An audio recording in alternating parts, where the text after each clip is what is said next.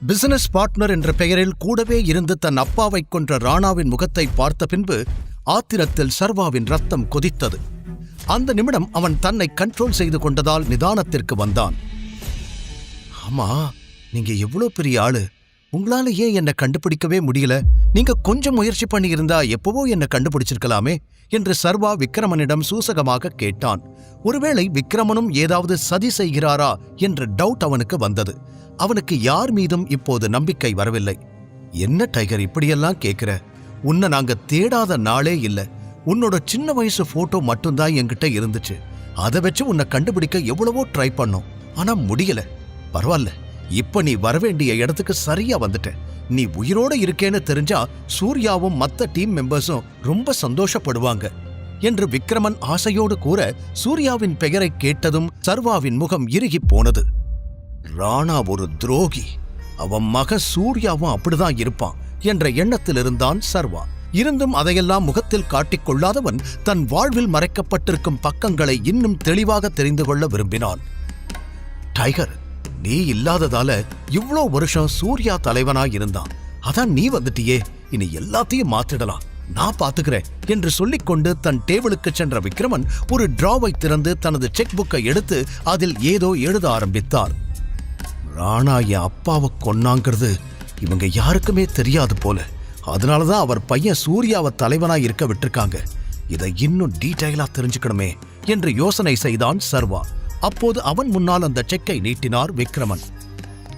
அதில் 50 கோடி என்று எழுதப்பட்டிருந்தது. சர்வா அதிர்ச்சியோடு அவரை பார்க்க, இதை இப்போதைக்கு வச்சுக்கோ டைகர், நீ மறுபடியும் தலைவனா மாறுற வரைக்கும் இது உன்னோட செலவுக்கு யூஸ்ஃபுல்லா இருக்கும் என்று சொல்லி அதை அவன் கைகளில் தர, சர்வா பதிலேதும் கூறாமல் அதை வாங்கி தனது பாக்கெட்டில் வைத்துக் கொண்டான்.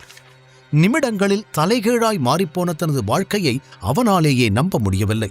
அப்புறம் டைகர், ஒரு முக்கியமான விஷயம், நீ ஹவுஸ் ஆஃப் டைகர்ஸ்க்கு பாஸ் ஆகிற வரைக்கும் உன்னோட ஒரிஜினல் ஐடென்டிட்டி யாருக்குமே தெரிய வேண்டாம்.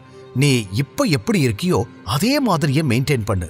நேரம் வரும்போது எல்லாருக்கும் சொல்லலாம் என்று இறுதியாக அவர் கூற, சர்வா சரி என்று தலையாட்டினான். வெளியில் பலர் பல யோசனைகளுடன் இருக்க, வேதிகாதான் இவனை எதுக்காக அங்கிள் கூட்டிட்டு போனாரு, இவனுக்கும் அவருக்கும் என்ன சம்பந்தம் என்று சந்தேகத்தோடு நின்று கொண்டிருந்தாள். அப்போது அவளிடம் வந்த ஆகாஷ், என்ன உன் கூட வந்தவனை பத்தி யோசிச்சுக்கிட்டு இருக்கியா?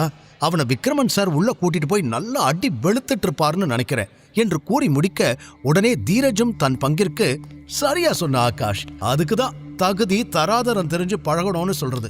இப்ப பாரு, பாவம் அவன் அல்பாயுசுல சாக போறான் என்று நக்கலாக கூறினான். ஏற்கனவே குழப்பத்தில் இருந்த வேதிகாவிற்கு அவர்கள் பேச பேச பயம் இன்னும் அதிகமானது. உண்மையில் சர்வாவை நினைத்து கவலைப்படுவதா இல்லை கண்டுகொள்ளாமல் இருப்பதா என்று அவளுக்கே புரியவில்லை. கண்டிப்பா அவனோட டெட் பாடி தான் வெளியே வரும், எனக்கு சந்தேகமே இல்லை என்று ஆகாஷ் இறுதியாக சொல்லி முடிக்க, 2 பேரும் வாய மூடுறீங்களா? நீங்க சொல்ற மாதிரி எல்லாம் எதுவும் நடக்காது, உங்க வேலை என்னவோ அதை மட்டும் பாருங்க என்று பற்களை கடித்துக் கொண்டு கூறினாள். இவர்கள் இவ்வாறு பேசிக் கொண்டிருக்கும் போது சர்வா மற்றும் விக்ரமன் இருவரும் கெத்தாக வெளியே வந்தனர். போனபடியே சர்வா திரும்பி வந்திருக்க, வாட் இஸ் திஸ்? உள்ள கூட்டிட்டு போனவரு எப்படியே இவன் கைய காலையாவது உடைச்சிருப்பாருன்னு நினைச்சா அப்படியே கூட்டிட்டு வராரு என்று ஆகாஷ் சந்தேகமாக கேட்டுக்கொண்டிருக்க, தீரஜ் பார்வை முழுவதும் விக்ரமன் மீது இருந்தது. அவர் முகத்தில் 1000 வாட்ஸ் பல்பு எரிவது போல அத்தனை பொலிவு. ஏதோ தப்பா இருக்கே என்று தீரஜ் யோசனை செய்த நேரம், அட்டென்ஷன் எவ்ரிவான் என்று கூட்டத்தின் கவனத்தை தன் பக்கம் திருப்பினார் விக்ரமன். மீட் சர்வா, ஐ மீன் சர்வேஸ்வரன், என் ஃப்ரெண்டோட என உற்சாகமாய் ஆரம்பித்தவர் தடுமாறிவிட்டு, என்னோட எக்ஸ் டிரைவரோட ஒரே பையன், ரொம்ப ரொம்ப டேலண்டட் என அங்கிருந்த அனைவருக்கும் இன்ட்ரடியூஸ் செய்து வைத்தார். வேதிகா ஆச்சரியமாக பார்த்தாள். அடுத்து அவர் என்ன பேச போகிறார் என்பதிலேயே அங்கிருந்த அனைவரது கவனமும் இருந்தது. ஆனால் அதற்கு மேல் எந்த டீடைல்ஸும் சொல்லாதவர், எல்லாரும் பார்ட்டியை என்ஜாய் பண்ணுங்க என்று பார்ட்டியை கவனிக்க ஆரம்பித்தார். ஒரு டிரைவர் பையனுக்கு எதுக்கு இவ்ளோ இம்பார்ட்டன்ஸ்? என்னவோ பெரிய ஆளை இன்ட்ரோடியூஸ் பண்ற மாதிரி சொல்லிட்டு போறாரு என்று ஆகாஷ் கேட்க, தீரஜுக்கும் கூட அதே சந்தேகம் இருந்தது. ஆனால் சர்வா இவர்கள் இருவரையும் கண்டுகொள்ளவே இல்லை. அவன் மனம் முழுவதும் அவன் அப்பாவை பற்றியும் ராணா செய்த துரோகத்தை பற்றியும் மட்டுமே சிந்தித்துக் கொண்டிருந்தது. உன்னை உள்ள கூட்டிட்டு போய் விக்ரமன் சார் என்ன பேசினாரு என்று கேட்டபடி அருகில் வந்தான் ஆகாஷ். அவனை நிமிர்ந்து பார்த்த சர்வா, உன்ன மாதிரி லூசு பையன் எவனாவது வந்து கேள்வி கேட்டா பதில் சொல்லாதேன்னு சொல்றதுக்காக தான் கூட்டிட்டு போனாரு என்று பட்டென கூறினான். அதில் கடுப்பாகிய ஆகாஷ், இந்த திமிருக்கு ஒன்னும் குறைச்சல் இல்ல, கண்டிப்பா ஒரு நாள் நீ அனுபவிப்படா என்று கூறிவிட்டு அங்கிருந்து நகர சர்வா அதையெல்லாம் மதிக்கவே இல்லை. அவனது எண்ணங்கள் வேறு எங்கோ இருக்க அதற்கு பிறகு அவனும் வேதிகாவும் பெரிதாக பேசிக்கொள்ளவில்லை. பார்ட்டி முடிந்து சர்வா வேதிகாவின் காரில் ஏறி, ஓகே ஃபர்ஸ்ட் ஏன் வீட்டுக்கு போங்க என்றான். உடனே வேதிகா, ஏய் தாத்தா உன்னை பார்ட்டிக்கு கூட்டிட்டு மட்டும்தான் வர சொன்னாரு, திரும்பிலாம் டிராப் பண்ண முடியாது.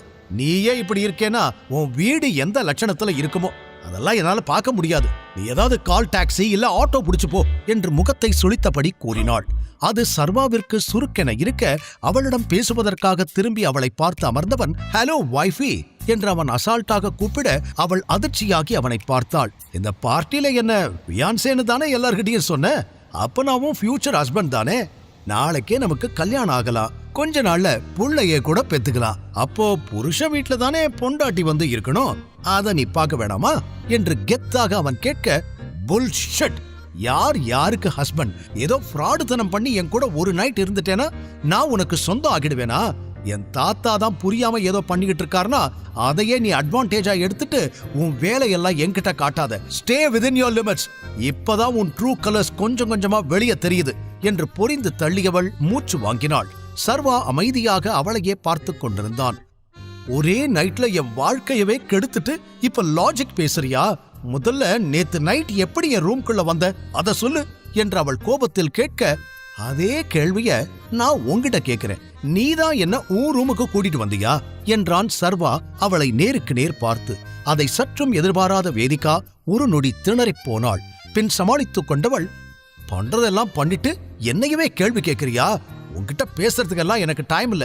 நீ உன் வீட்டுக்கு போ, நான் ஏன் வீட்டுக்கு போறேன். ஒருவேளை ஃபியூச்சர்ல நம்ம ஒன்னா தங்க வேண்டிய நிலைமை வந்தா அப்பவும் நீ தான் என் வீட்டுக்கு வருவ. அங்க என் வீட்டு சர்வன்ஸ் தங்குற இடத்துல இப்பவே உனக்கும் ஒரு பிளேஸ் ரெடி பண்ணி வைக்க சொல்றேன் என்று திமிராக சொன்னாள். அந்த வார்த்தை சர்வாவை ஆழமாக தாக்கியது. ஆனால் அவன் உள்மனது சொன்னது நிச்சயமாக வேதிகாவின் இயல்பான குணம் இது இல்லை என்று. ஆகாஷும் தீரஜும் அவமானப்படுத்தும் போது இவள்தானே அதை தடுத்து காப்பாற்றினாள் என்று மனதுக்குள் அலசி பார்த்தவன் தன்னை சமாதானப்படுத்திக் கொண்டான். பின் சிறிது நேரத்தில் அவள் இறக்கிவிட்டு சென்றுவிட வெறுமையான தன் ஹவுசிங் போர்டு அறையை பார்த்தவன் மனதிற்குள் சொல்ல முடியா பல எண்ணங்கள் ஓடியது. அடுத்த நாளும் வழக்கம் போல கனவு கண்டு தூக்கத்தில் அடித்து பிடித்து எழுந்தான் சர்வா. வழக்கமாக தன்னை சமாதானப்படுத்திக் கொள்வதில் அவனுக்கு பல சிரமங்கள் இருக்கும். ஆனால் நேற்று விக்ரமனை சந்தித்த பிறகு பாரங்கள் பாதியாக குறைந்திருக்க, அப்பா நீங்க உருவாக்குன சாம்ராஜ்யம் அப்படியே இருக்கு, அதை என் கைக்கு கொண்டு வரணும், நீங்க ஆசைப்பட்டபடி டைகரா நான் மாறுவேன்பா, இனி அதுதான் என் கோல் என்று தனக்குத்தானே சொல்லிக் கொண்டவன் எழுந்து கிளம்ப ஆரம்பித்தான். அப்போது அவனுக்கு ஒரு அழைப்பு வந்தது. நான் அதிகமான் வேதிகாவோட தாத்தா பேசுறேன். நீ இன்னும் 1 hourல ரெஜிஸ்டர் ஆபீஸ்ல இருக்கணும், புரியுதா? நீ வரல, உன்னை எப்படி வர வைக்கணும்னு எனக்கு தெரியும் என்று கோபமாக சொல்லி அழைப்பை துண்டித்தார். வான்னு சொன்னாலே நான் வரப்போறேன், எதுக்கு இவர் இவ்வளோ எனர்ஜியை வேஸ்ட் பண்றாருன்னு தெரியலையே என்று நினைத்துக் கொண்டவன் கிளம்பினான். ஏற்கனவே இனி வேதிகாவும் அவளது குடும்பத்தினரும் என்ன சொன்னாலும் அதை அப்படியே கேட்க வேண்டும் என முடிவெடுத்து விட்டதால் இதெல்லாம் ஒரு விஷயமாகவே அவனுக்கு தெரியவில்லை. ரெஜிஸ்டர் ஆபீஸில் அதியமான், வேதிகா, தீரஜ் மூவர் மட்டுமே இருக்க சர்வா அங்கு சென்றான். ஃபார்மாலிட்டிஸ் எல்லாம் முடிச்சாச்சு, கையெழுத்து மட்டும் போடு என்று தீரஜ் கூற பதில் எதுவும் பேசாமல் அவர்கள் காட்டிய இடத்தில் கையெழுத்து போட்டான். வேதிகா அவனை எரிச்சலோடு பார்த்தாள். பின் அவளும் கையெழுத்து போட, என்ன கல்யாணம்னு சொன்னாங்க, இவ்வளோ சிம்பிளா பண்ணிட்டாங்க, பொண்ணோட அப்பா அம்மா கூட வரலையே, இவ என்ன டெஸ்ட் டியூப் பேபியா என்று சம்பந்தமில்லாமல் அவன் சிந்தித்துக் கொண்டிருந்தான். இது மட்டும் அவளுக்கு தெரிந்திருந்தால் அங்கேயே அவனை துரத்தி துரத்தி அடித்திருப்பாள்.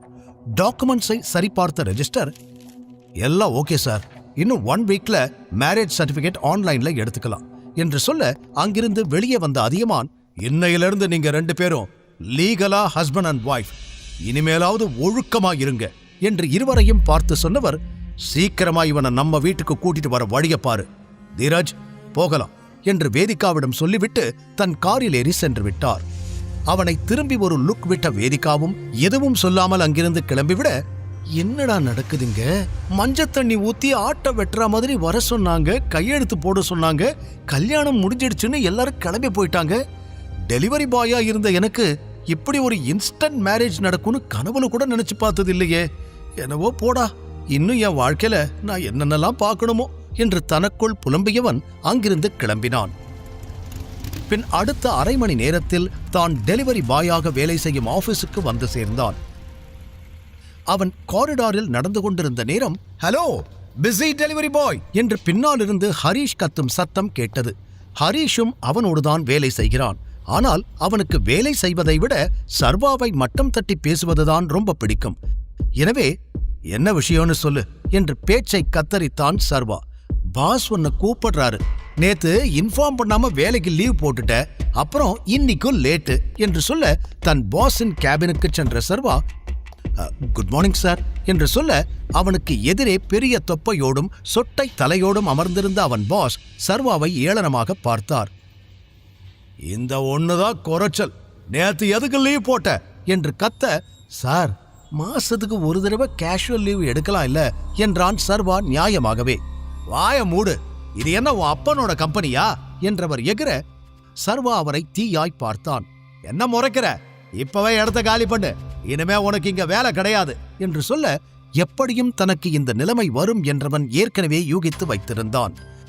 ஆகாஷுக்கு அவனுடைய பாஸை நன்றாகவே தெரியும். அதனால்தான் தன் வேலை போகிறது என்று புரிந்து கொண்டவன், சரி நான் போறேன், ஆனா அதுக்கு முன்னாடி இந்த மாசம் நான் பார்த்த வேலைக்கான சம்பளத்தை கொடுங்க என்று கேட்க, அவன் பாஸ் மேலும் கோபமாகி, அப்படியா, அப்ப கொஞ்ச நேரம் பொறு, உன் சம்பளத்தை இப்பவே கொடுத்துடுற என்று அழுத்தி கூறியவர் அங்கிருந்த பெல்லை தட்ட, அடுத்த நிமிடம் உள்ளுக்குள் தடிதடியாக 4 பவுன்சர்கள் வந்தார்கள். இவனை கழுத்த பிடிச்சு வெளியே தள்ளுங்க என்று கத்தினார். ஆனால் அவர்கள் சர்வாவை தொடும் முன்பே சர்வா ஒருவன் கழுத்தை பிடித்து அங்கிருந்த மேஜையில் மடார் என்று அடிக்க, அவனோ ரத்தம் கொட்டிய தலையை பிடித்தபடி கீழே விழுந்தான். அடுத்த சில நொடிகளில் அங்கு ஒரு ஆக்ஷன் அதகளமே அரங்கேறியது. அவனது ஒவ்வொரு அடியிலும் அலறல் சத்தம் எதிரொலித்தது. இன்னொருவனின் கையை பின்னால் திருகிய சர்வா மற்றொருவனை மிதித்து பறக்கவிட 5 நிமிடத்தில் அந்த 4 பவுன்சர்களும் மண்ணை கவ்வி விட்டார்கள். கையிலிருந்த ரத்தத்தை உதறிய சர்வா, என்னோட சம்பளம் என நேராக பாஸிடம் கையை நீட்ட, அவரோ வேர்த்து போய் டிராயரில் வைத்திருந்த 25,000 ரூபாய் பணத்தை எடுத்து தர சர்வா வெடுக்கென்று புடுங்கிக் கொண்டான். இத முன்னமே பண்ணிருக்கலாம் இல்ல என்று சொல்லிவிட்டு சர்வா வெளியே செல்லும் முன் மீண்டும் பாஸை பார்த்து, இன்னொரு தடவை என் அப்பாவை பத்தி பேசுன, உன்னை உயிரோட குழி தோண்டி புதைச்சிடுவேன் என்று மிரட்ட, இதுவரை சர்வாவின் கோபத்தை பார்த்திராத பாஸ் மிரண்டு போனார். பின் சர்வா வெளியே வர திடீரென்று அவனுக்கு ஒரு அன்னோன் நம்பரிலிருந்து கால் வந்தது. ஹலோ, யாரு என்றவன் விசாரிக்க, அந்த பக்கம் விக்ரமன் தான் பேசினார். டைகர், நான் அனுப்புற அட்ரஸ்க்கு இன்னைக்கு நைட் வா என்றார். எதுக்காக அங்கிள்? டைகர், இன்னைக்கு ஒரு முக்கியமான ஆள்கிட்ட உன்னை நான் அறிமுகப்படுத்த போறேன். நம்ம மாஃபியா வேர்ல்டுல அவருக்குன்னு ஒரு பெரிய நேம் இருக்கு.